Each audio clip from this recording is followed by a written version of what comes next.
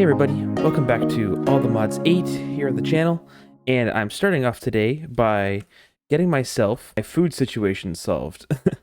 Right now I don't actually have a lot of food on me, and I've been kind of getting by with what I've had with some berries and stuff, but I thought enough was enough today, so I'm actually making some cow jars right now by using the some leather in the extractor here. And once I have enough of these, I'm going to make the seeds, and then we can use that to get ourselves the essence, and we can get some raw beef. And this is what I'm going to use for now. I'm just going to cook up a whole bunch of it and put it in my backpack, so we'll be good to go. Also, you may have probably seen in the intro, I got myself some pretty awesome enchants on this sword. It was very expensive. It was like 117 levels to combine, but thanks to all the experience I have down here, that didn't take too long. But yeah, we have a lot of great stuff. And I also have the strength 3 augment on this sword, which even just increases it even further. So this is going to be really nice. I also went ahead and made 2 more pickaxes. I have this one here, which is just an efficiency silk touch pick. And I think I'm going to use this one primarily as my just normal work pick.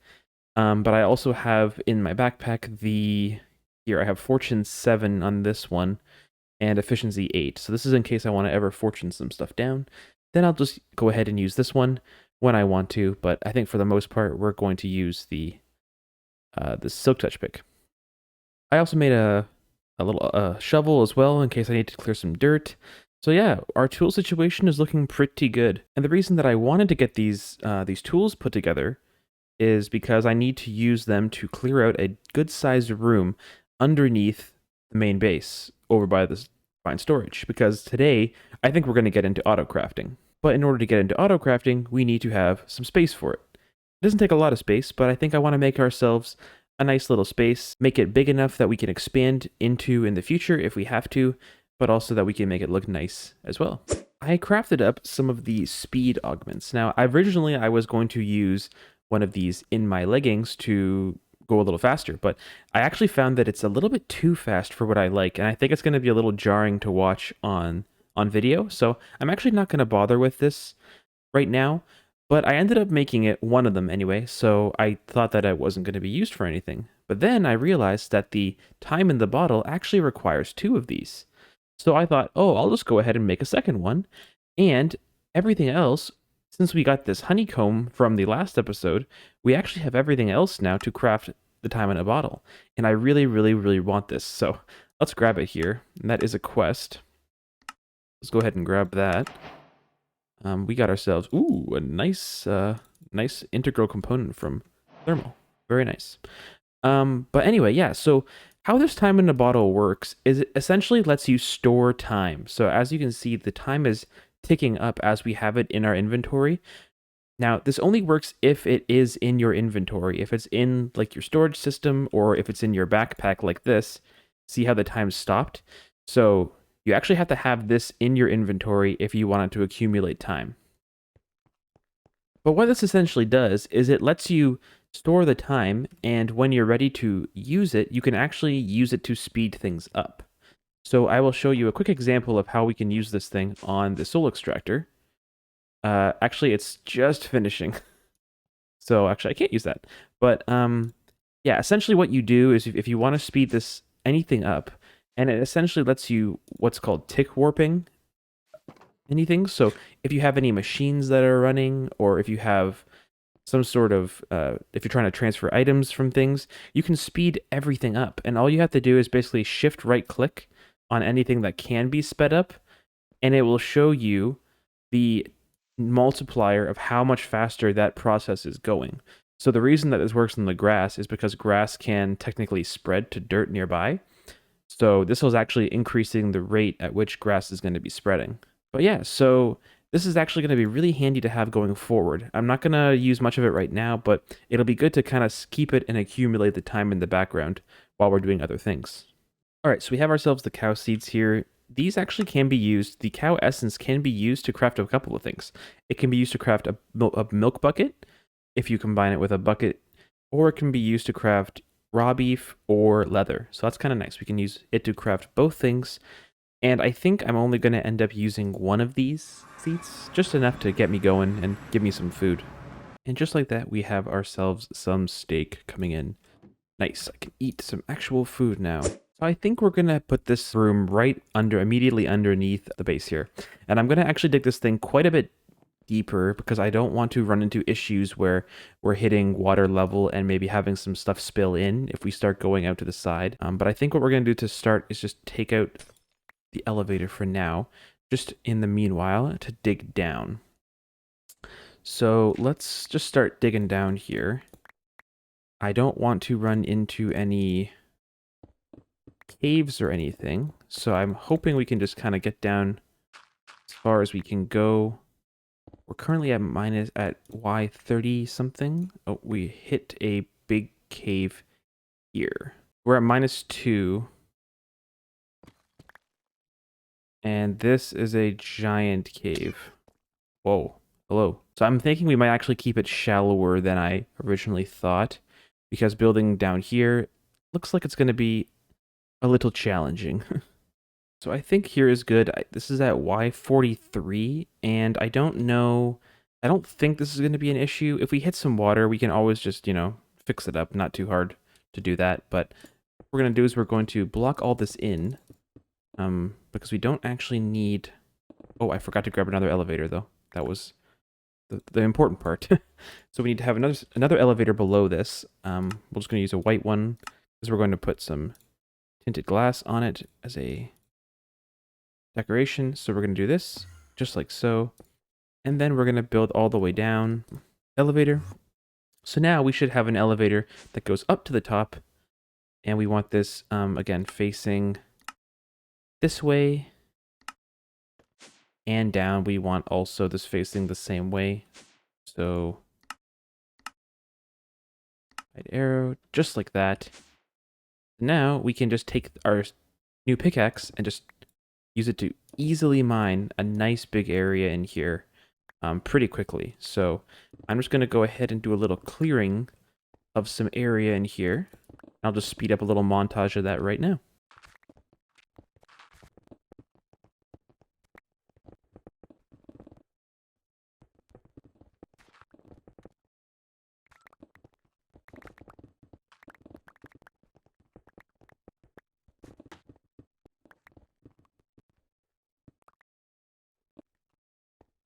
Okay, so I cleared out a little good-sized area here, and I'm thinking this is going to be one main kind of lobby area that you come down into, and then maybe we will branch out in a bunch of different directions for some other mods and stuff that we want to kind of keep in this nice little downstairs kind of lab workshop area.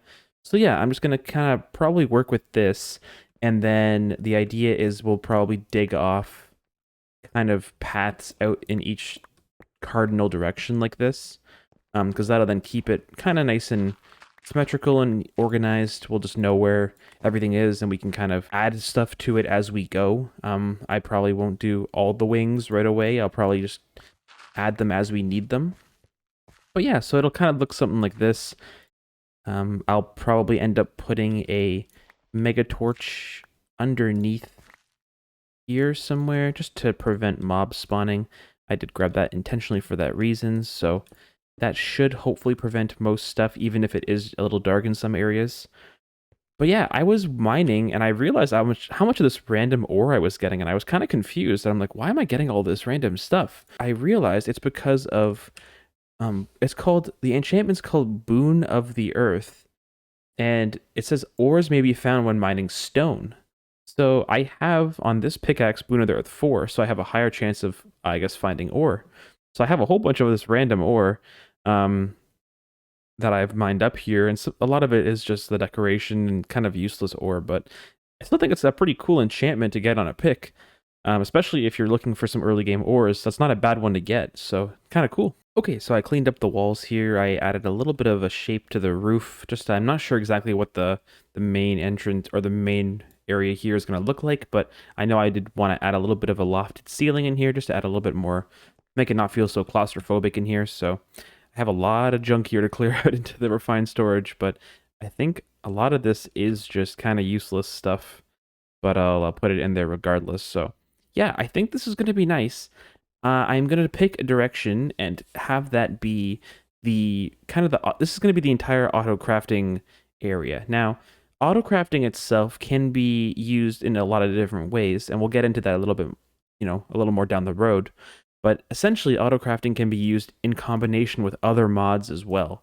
So this entire basement will probably end up having auto crafting throughout it, other mods and such that we're going to get into. Like a good example is industrial foregoing, like some of the mob farming stuff. There is the dissolution chamber. The dissolution chamber is a big one because this is used to make a lot of stuff in this mod. Now, if we want to start auto crafting in the basement, we're going to have to either run the cabling from this from refined storage all the way down, or what we can do is we can use a different item called that basically lets you wirelessly send the refined storage network to another area remotely. And I think this is going to be what I want to do here because the cable's going to come in from the top, but I really want all of my cabling to run under the floor because then we can bring it up to all and we can run it through the floor into all the areas we need.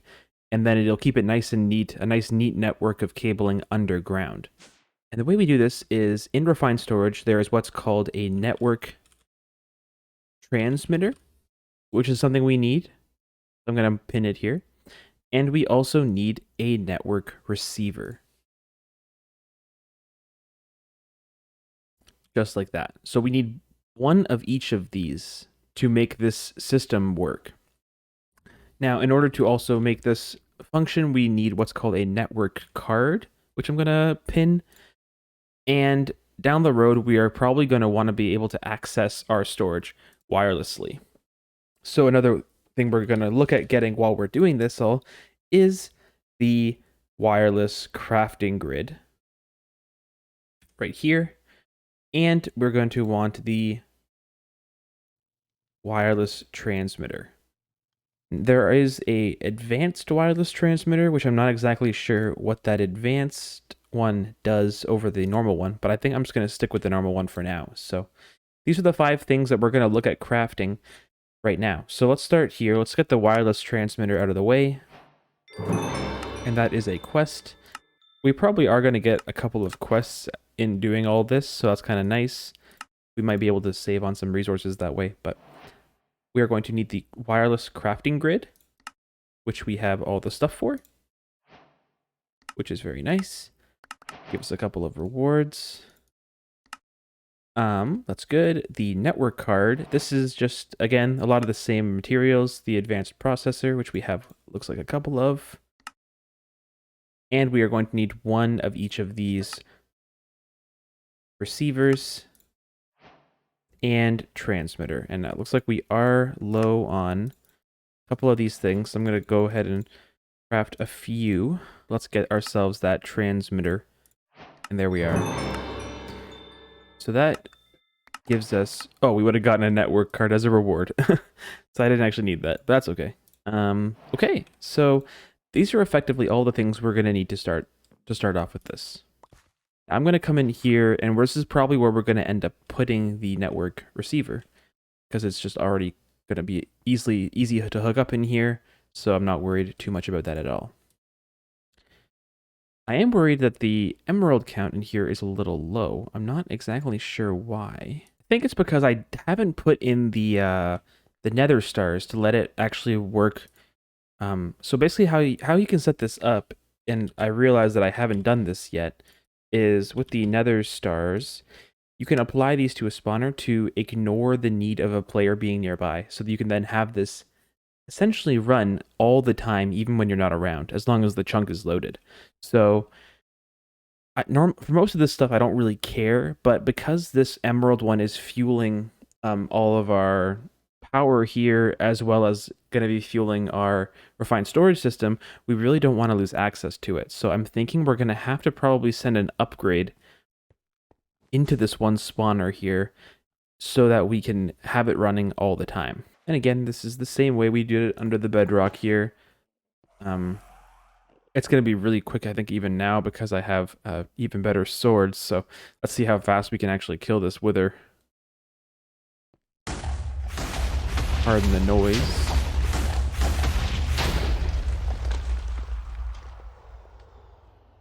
We just almost two-shot the wither. That was a little insane. That's ridiculous, really. Okay, well, this shouldn't take too long at all then. We'll just do this a couple of times and we should be good to go. So, right now we can see that this is just a normal spawner that we have here, but if we right click with the nether star,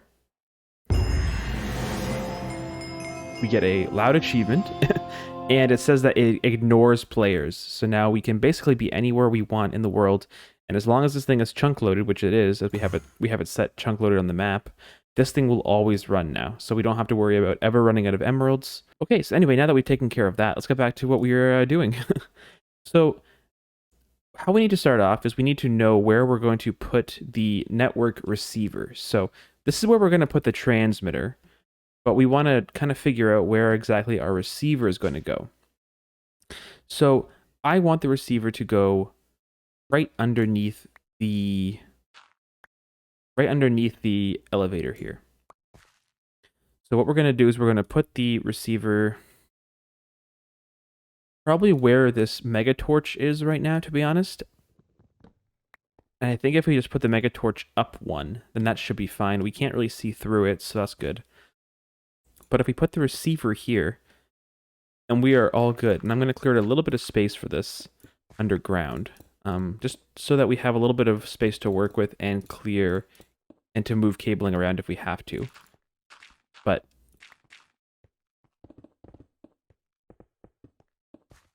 I'm getting all this random ore again.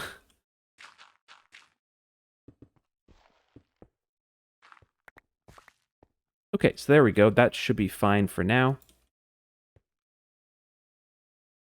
So effectively, this receiver is going to then take our normal network up there and bring it down to here, so we can use it anywhere down here as well.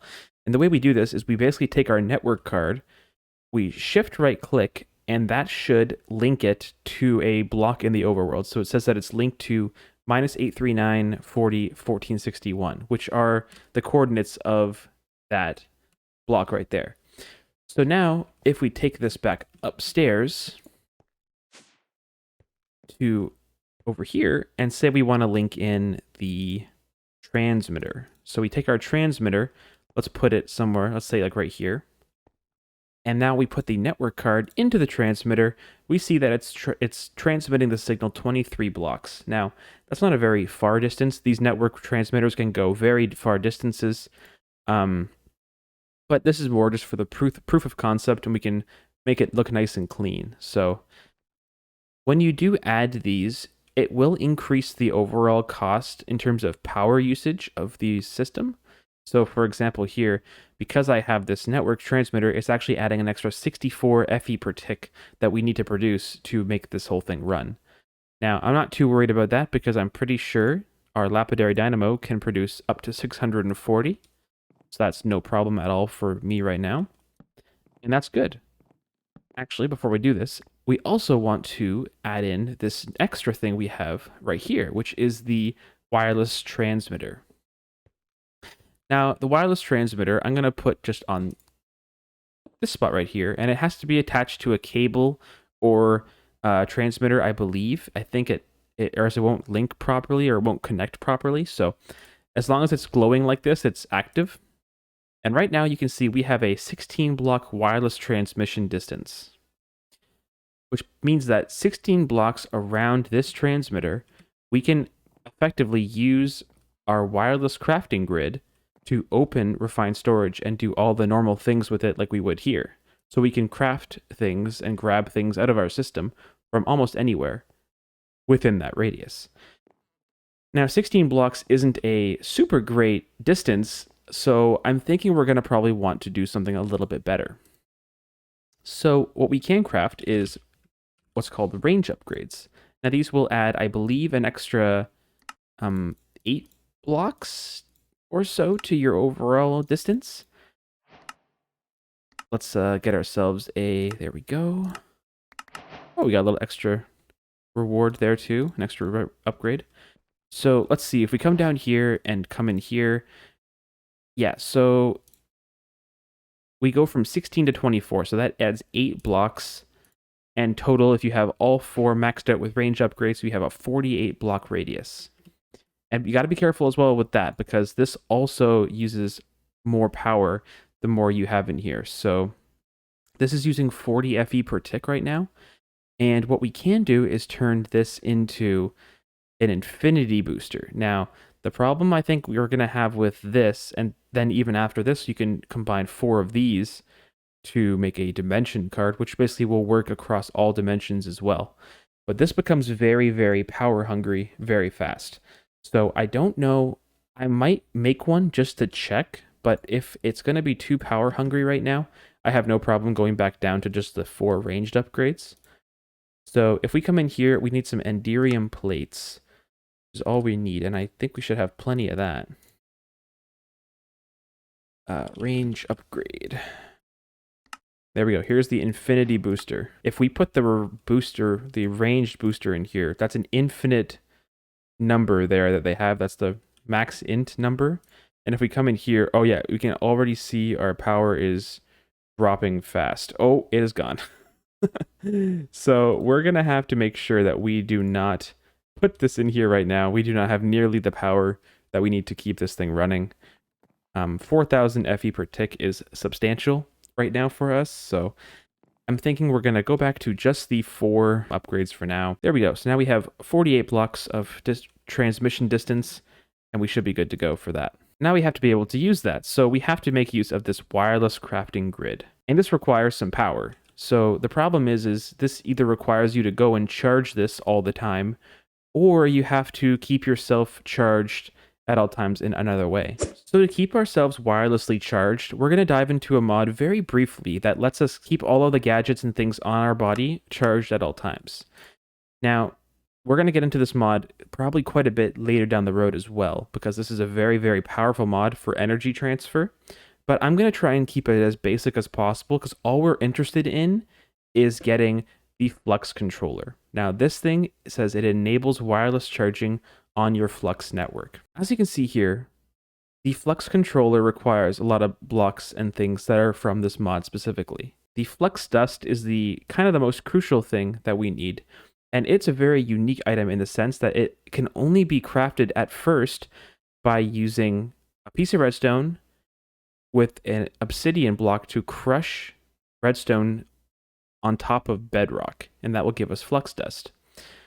Once we've done that a couple times, we can make ourselves a Flux block, which is just a couple more resources with these Flux dust.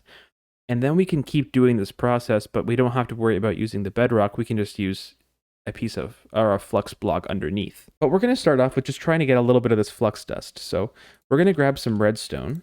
Maybe I'm thinking 4 stacks, which is probably going to be fine. And we need a piece of obsidian. I might grab a couple pieces just in case we need another one. But now we're going to have to go down and find some bedrock. Okay, so I cleared out a little space here for us just to get a little bit of work done. And have a little more space to see what's going on. So we need to pick a spot that has a piece of bedrock underneath. So I'm just, for the easiest way to do it, I'm just going to put it up against the wall here. And we need to put the redstone dust on top of the bedrock piece. Now we have to place an obsidian block 1 block above, and we have to left click on the obsidian, and it's going to crush the redstone. Just like so. And now we have ourselves 4 stacks of Flux dust. So we come in here and we craft the Flux cores, which are another basic ingredient that we're going to need a decent amount of. And then we can come in here and make 1 Flux block. Just like so. So now we can do the exact same thing, and I'll demonstrate this really quick again, just to show you that it does in fact work. We're going to put this out here. Put a Flux block down. Put a bunch of redstone. Actually, we're going to have to put the obsidian up here first. Just like so. Redstone just like that. And then we left click and it becomes Flux dust. Now you'll notice that, like the last time, the obsidian converted into cobblestone. Now I believe it doesn't do that every time, but I think there is a chance, and there's a higher chance of it turning into cobblestone the more Flux dust you're creating in one batch. So in this case, you'll have to make sure you have a couple of pieces of obsidian lying around, but that's usually not too hard to get. Anyway, now that we have a substantial amount of the flux dust, all we're going to have to do is come in here and get the controller, the flux controller. So let's just pin this quick. And this is just going to require us to make some more of these flux cores. I'll make maybe half a stack or so, and then make some of these flux blocks. And there we go. That is really all we needed. This effectively lets us create a wireless network that we can use to charge our stuff. The only other thing is we need to be able to have power powering our network. So all this really is I'm not going to probably have this sit here permanently, but I'll put this here for now. What we have to do is come in here, and because we have now a wireless network we can create with this controller. So if we come in here to the network selection, you can create a new network. I'm going to call this KryptoCal's network as it is in here. You can change this to be either a private network in case you're playing on a server and you don't want anybody else using your network, or you can have it public if you want to be able to share your power nice and easily, or you can have it like password. So if you have a couple of friends you want to share it with, you can do that. But I'm just going to keep it on private because I'm the only one here. And you can change the color here. I'm going to keep it on purple or something, just like that. And there we go. So now we are on KryptoCal's network. The problem is we have nothing coming into my network. There is nothing that's going on in this network at all. So in order to be able to have something happen, we need to be able to add power to it. And that's where we use a flux plug. This receives energy from adjacent blocks, adding energy to your flux network. So we need to craft one of these, and we need to be able to give this plug some power. Just for now, I'm going to put it over here, just like this. And this should be able to add power. So now that we've come in here, we can select the plug, come to the network selection, and we want to say, okay, go onto my network. So now anything that this plug is receiving, it's going to be able to add power to my network. So we're going to use the wireless crafting grid as an example of what this actually does. So I'm going to put this into my curio slot. It's a curio piece, so we can actually come in here, and if you set a hotkey to wireless crafting grid, I'm going to set that to tab right now. Network not found. Okay, so I haven't linked this to the network yet. And to link a wireless crafting grid, you have to shift right click on the controller of the network. So now that's linked to that block. So we should have that. Unfortunately, we're out of energy, so we got to fix that. So if we come in here, go to wireless charging. So if we want, we can enable wireless charging with this tab here. Right now it says wireless charging is ineffective because there's nothing happening, I believe. And if we select the curio slots, which is what we have the thing set up, we might want to select armor slots and even the hotbar, just like so, and hit apply. Now we should be able to come in here and see, there we go. Our wireless crafting grid is fully charged, which means that this did accept energy from that plug down there. So now we can come over here and say we're over here, we can press tab, there we go, and we have access right here to all of our stuff remotely. And I do want to set this to JEI2A again, so let's do that again. And now we can basically grab this wherever we are. If we come down here, we can even grab it down here, but we might run into an issue where if we start digging in some further areas, we might kind of get out of the range of it. But for now, this is actually fine. So we don't actually have to be here to craft things at all anymore. We can grab it from anywhere. I don't think this is going to reach all the way over here. Yeah, so there is no transmitter in range here because we're a little bit too far out of that range of 48. If we can come a little closer. Yeah, so right about here is where it cuts off. And what we can do is run a cable underground all the way over to here and put another transmitter here if we want that. Which might be something we do because it would be nice to be able to access all of that while we're underground doing some work. So I'm thinking we could probably set that up pretty easily. Or we can craft another transmitter, wireless transmitter, and plug it in over there. Which I think that is what we are going to do. So all we have to do is type in transmitter. We're going to do this exact same thing as we did before. We have to come in here again. We're going to set up the other transmitter right underneath it, just like so. As long as it's connected to another refined storage piece, it doesn't actually need a cable going into it, which is nice. So that's the transmitter. And now we're going to go back over and find a spot for the receiver. If we put it above the white elevator, we might have an issue.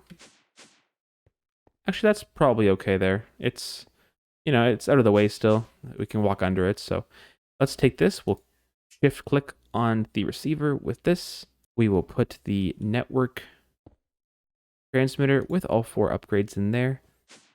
And then all we have to do is go and plug it back in.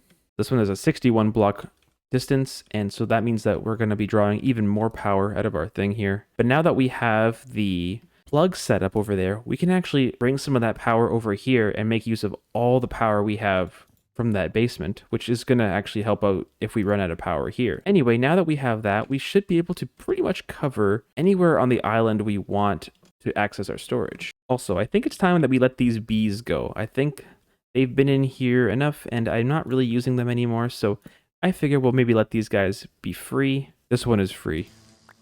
Oh. They're all free. Never mind. Okay, be free, you guys. I didn't see that there's 3 there. So I do want to still get a little bit of auto crafting set up today because, for one, we're getting a little close to running out of storage space in our disk. We have a 64K in here, but I really think we can make a bigger one with all the resources we have. So we're going to start off with a little bit of auto crafting, and the number one thing that I like to keep in mind when I'm auto crafting or having the crafting stuff is I want it to be convenient to access. I don't want to have to keep going everywhere to keep making new patterns and stuff to put in. I want it to be all nice and accessible, somewhere nice and close. So I think what we're going to do is in this main foyer area, we are going to have the auto crafting, like the basic auto crafting, which is normal patterns set up in this main room. And then all the specialized auto crafts with different mods is going to be on each wing. So we're going to basically need to grab ourselves a couple of materials. We're going to have to be connecting a lot of stuff up. So we're going to have to run some cabling. So I'll grab ourselves a stack of cabling. So first of all, let's search up the pattern grid. This is the thing you need to start creating auto crafting patterns. So what we have to do is make one of these. So first that requires a grid, which is going to require a little more of this, and a machine casing like so to make a grid, and a pattern. And the patterns are pretty cheap, just some glass, redstone, and quartz iron. And we have ourselves a pattern grid.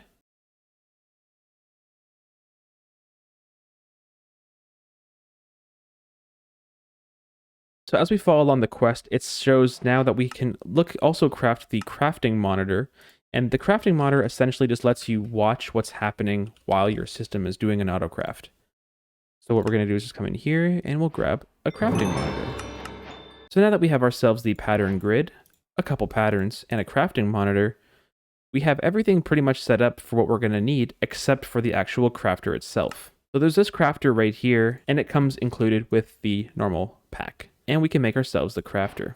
So if we put this down just to take a look at it, the crafter itself can by default hold 9 different recipes to auto craft, which is good. 9 recipes is better than no recipes, but I think because we have other mods in the pack, we can definitely do better. So for example, it actually will show you where to go from here is the iron crafter. Now the iron crafter is a separate mod called the extra storage mod, and this actually adds different tiers of crafters to the game. So unlike this one, which only has 9 slots for crafting, this one actually has 27 slots. Now, it doesn't craft things any faster, but it just gives us way more storage for crafting pieces. So I'm actually going to put this crafter back, and we're going to go ahead and craft the next tier of crafter. Keep in mind that the higher tiers of crafter you make, the more energy cost it's going to cost per one of them you have. So you don't want to make yourself too many super high-end crafters if you don't have the power set up to handle them. We can also then go from the iron crafter to the gold crafter with some pretty basic materials once again, and this neural processor. Now I haven't made any of these, but these actually require some raw advanced, improved, and a couple other bits and bobs here. So what I think we're going to do is just maybe go to a gold crafter, And I think that's where we're probably going to stop for now, because I don't think we're going to need, like, we will need more auto crafting space down the road, but I think in terms of what we have in power, I think this is going to be enough. So let's just make ourselves 9 neural processors really quick. Okay, so we come in here and we want to make the gold crafter. Get another reward, which is nice. Some more stuff.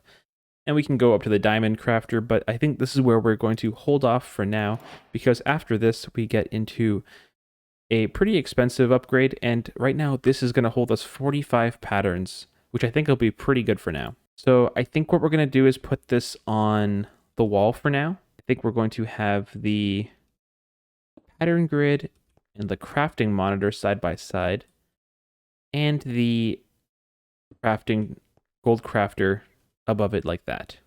And that's going to hook up, as long as we hook up one of these to a cable, then this is going to be totally fine and all of them will connect no problem. And all we have to do is hook in this bottom piece to cable and we should be all set. So let's just cable it up. So if we hook up the cable just like this, now all of this stuff is online. Really good. Let's do that. And let's also, you know what, while I was here, I talked myself into it. Let's grab ourselves a cover. Just like that. Now that looks a lot better. Nice. So now we have all of this active. And we are going to dye it gray, of course, because why not? So this is where we actually are going to end up crafting all of our recipes. So over here, it has a different looking slot than the normal crafting grid, and that's where you put your patterns. So your patterns are like this. They just sit in here. You can put as many as you want in here up to the stack, and they'll just be here waiting for you to set your next recipe. So the number one thing I like to do with auto crafting is you want to be able to auto craft the stuff you need to auto craft. That sounds kind of silly, but being able to craft a pattern automatically is very handy when you need to make more of these. So let's do that to start as a bit of a demonstration. So we want to craft a pattern from refined storage. We're going to come in here as if we were normally crafting it, but because this is not a crafting grid, this actually isn't going to let us create the item. It's just going to be able to put in the recipe and we can see, okay, this is the recipe we need to make a pattern. Once we're happy with the recipe, we can hit the arrow here, and this now is the pattern that we need to craft more of them. Now, down here we can see that there are two options. There's a processing tab and an exact tab. The exact tab is pretty important actually, because in some cases, refined storage will try and, if you're trying to autocraft something, for example, like this, that takes glass, refined storage will try and use, if you don't have exact selected, it'll try and use any type of glass it can find in your system. And that might not be great because that might end up using some pretty expensive glass that you don't want just for a simple pattern, like, you know, structural glass from a reactor or something like that, which is not a good idea. So it's actually often very good to, if you're happy with the recipe and all of its ingredients, to have the exact button clicked, so that way you'll only be able to use standard type of glass to make the patterns. The processing tab is a little different. This is what you use when you're trying to do a little bit more complex auto crafting with different types of machines that also can include fluids. And this can actually be a little bit, we'll get into this a little bit later on with different mods and such, but just for now, know that what we're working with right now is just basic recipes and auto crafting. And we're just going to keep the processing tab deselected. So anyway, now that we have ourselves a pattern like this, we can put it into the gold crafter and we'll be able to come into our normal, crafting grid. And so if we search up pattern, we can see, oh, we don't have any in our system, but we can craft some. So we come in here, we hit the craft button, and say we want to craft 64 patterns. It'll tell us, okay, well, in order to craft 64, you need 192 redstone, 192 of this, and 192 glass. So we can go ahead and say, yep, start, go ahead, and it's crafting. You can see it doing its thing, and if we come in here, we can see the monitor is showing us what was going on. So now we have 64 patterns, which is good because we're going to put them in here because we're going to definitely want some more. Another thing we can also keep in mind is in order to keep auto-crafting these patterns, we're going to need to make sure that quartz-enriched iron is something that we have auto-crafted as well. So if we come into our system, we can see that quartz-enriched iron, we have 560 of it, but other than that, we don't have a whole lot. So we can come into our pattern grid, type in quartz-enriched iron, and we do have a seed for it in mystical agriculture, so we might actually just end up doing that. But for now, we can say is, oh, just grab ourselves some quartz and iron, craft it together, and there we go. We have a pattern for quartz-enriched iron. And we should have plenty of quartz. Yeah, we have 42,000 because of the seeds and iron as well.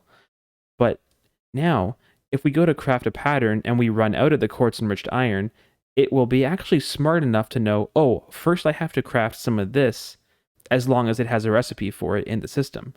So if we have a recipe for all of these things in here, we can always auto-craft patterns. But essentially, that is an entire auto-crafting system setup, and you can set it to auto-craft anything you want. So I'm going to go in here, and I'm going to definitely auto-craft some cables. Cables are a good one. We're going to need lots of these. Put some cables in. We're going to want to put in, what else are we going to need? Processors. We're going to need a lot of the auto-crafts for this stuff. So we want to auto-craft the raw processors, which we have a recipe for now. We have to make the bindings, which we'll have a recipe for. So I'm going to go and just kind of go through all of these, really make it so we can auto-craft as much of this as we can, like that. So now we have ourselves all this set up, and we can even auto-craft the advanced processors by smelting them once we have those set up to auto-craft. But again, we'll come in here as an example. We want 64 of these. Here's all the resources we need, and go. And there it goes. So really, really handy. It's going to make doing processes with smelting and stuff a breeze once we move our smelter over. So our goal with auto crafting, I think, for the end of this episode is I want to craft a larger disk for our storage. Right now we have ourselves a 64K disk right here, or the 64K part, but I want to get ourselves something bigger. Here's our 1K, 4K. And because it's going to learn how to make the previous tier, it's going to be able to tell us if we can make the most expensive one or not. Let's go to the 1024. That's a little better. See, we have all the glass for that. That's going to be nice. So all we have to do is make some more processors. And now we should be able to come into our crafting grid. Where is it? 1024 storage part. And we have all the resources we need. We hit start. So after it finishes all its crafting, it's going to show us we have one of these parts. We can see how far along it's going in the process, and it should be, there we go. It is finished. So now all we have to do is turn this into a disk by just giving it a casing like this. And there we go. We have ourselves 1,000. We have over 1 million space now to put more items into. Now, I think what I want to do is we have a 64K in here that has all of our items. I kind of want everything to go onto this main disk, and I want to get that piece back for further down the line. So I'm thinking what we can do is we have to craft one more machine from refined storage, and it's called a disk manipulator. For the disk manipulator, let's go down here and set it up just to make it easy. We want to put any disks that have items in them into the in slot. If we take this disk out of here, now we have no items in our system at all, except for the stuff that's in the drawers, obviously.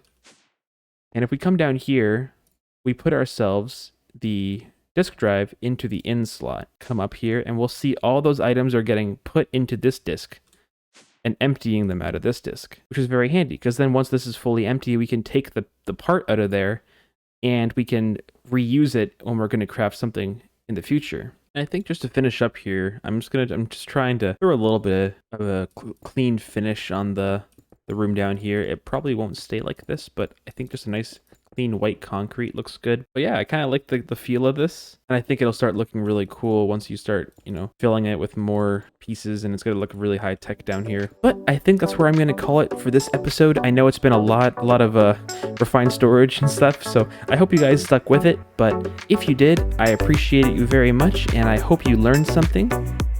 if you guys do want to hear more about something from Refined Storage that you might not be quite sure of yet, or that you need to hear a little bit more about, then please let me know in the comments. Also, feel free to join the Discord that we have. The link is in the description if you want to ask questions there. That would be actually the best way to get a hold of me, and we can chat about some stuff in there. Or if you want to just join and feel free to hang out with people and chat about Minecraft and the mod pack, then that is awesome too. But anyway, I'm going to leave it there. So thank you guys very much for watching. I hope you have a great day. I'll see you later. Bye.